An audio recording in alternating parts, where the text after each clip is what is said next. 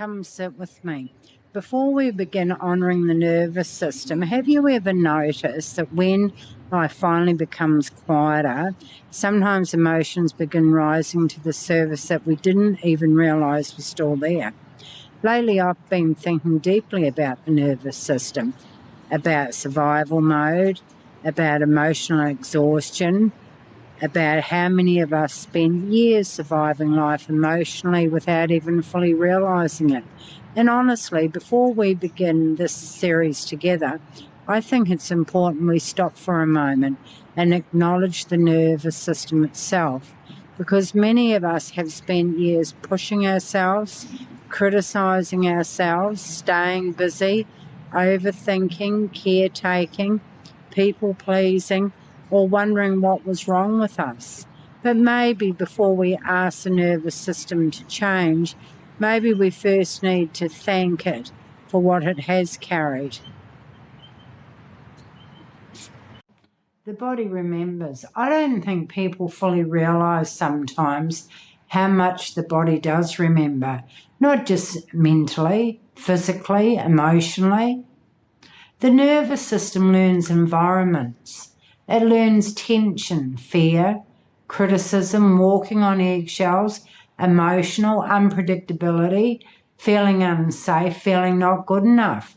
And after years, the body can begin living as though survival is normal. Even when life changes later, the nervous system can still stay emotionally alert, still scanning, still preparing, still waiting for something to go wrong. And honestly, I think a lot of people believe this is simply who they are. But sometimes what we call personality is actually adaptation. That hit me deeply recently. Personal story, resting at home.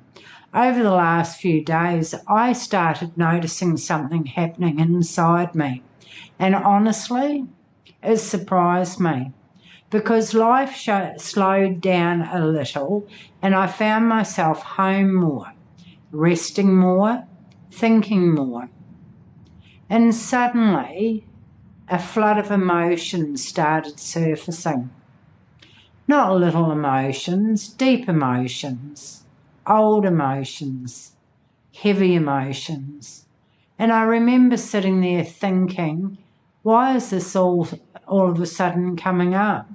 And then I realised something. For years, I think I survived partly through busyness, through movement, through responsibility, through constantly doing. Because when I stopped, the nervous system suddenly had space to feel everything it had been carrying underneath.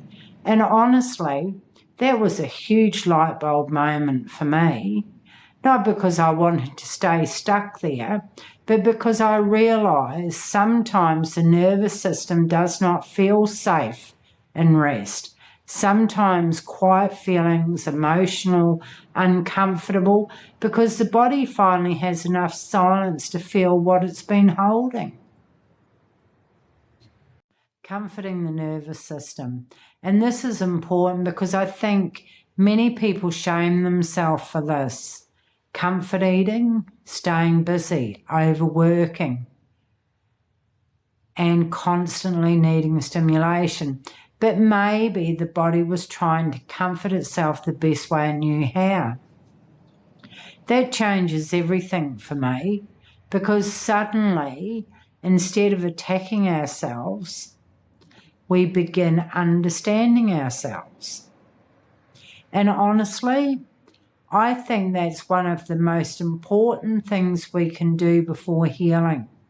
Not forcing ourselves, not emotionally flood ourselves, but gently check in with the nervous system first. Almost like saying, it's okay, we're safe enough now to look at this slowly. You don't have to carry this completely alone anymore. That feels very important to me. Internalized voices. And then something else happened recently that really affected me deeply.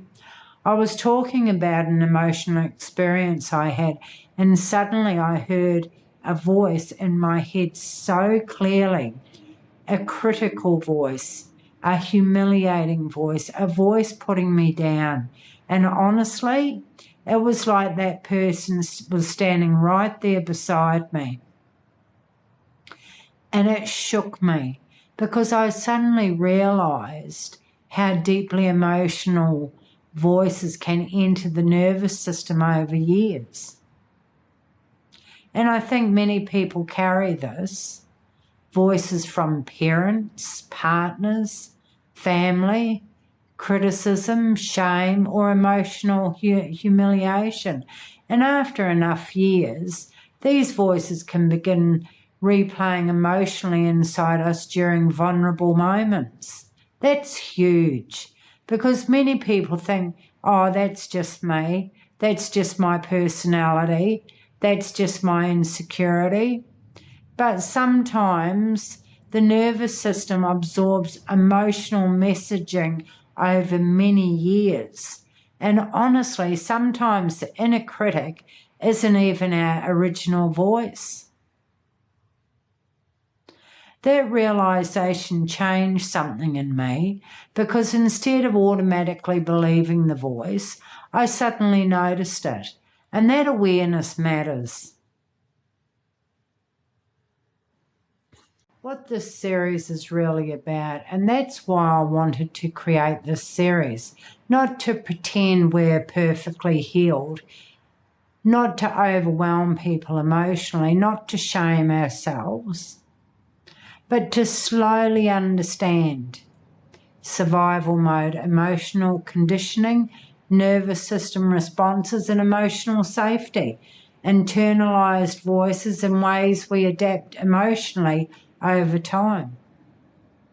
Because maybe we are not broken. Maybe we adapted. And honestly, I think many people are exhausted from trying to force themselves to heal aggressively. This series is different. This series is about gentleness, understanding, slowing down, reflection, and emotional safety. And yes, some things we explore may bring up tears, grief, anger, sadness, memories, or emotions we didn't realise were still sitting underneath survival mode. And that's okay. We're not here to attack ourselves. We are here to slowly understand ourselves with compassion, support and emotional safety. And just gently, if anything in this series ever feels emotionally overwhelming for you, please reach out for support, talk to someone safe, reach out to trusted supports, or contact services like Lifeline Australia, Beyond Blue, or local support services near you. You do not have to carry everything alone. And honestly, I think part of healing is finally realising we were never meant to carry all of this completely alone anyway. So before we begin this journey together, I just want to say this to the nervous system. Thank you.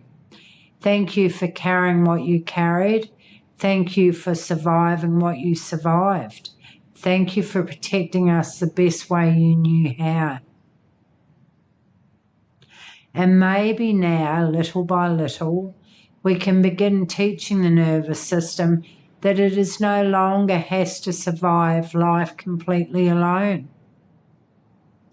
Maybe healing is not becoming someone else.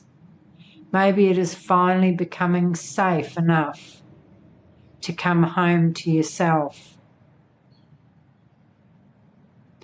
And maybe somewhere inside us still, beneath survival, beneath exhaustion, beneath fear, beneath all the noise, there is still a quiet place where the wild ponies run free. Thank you.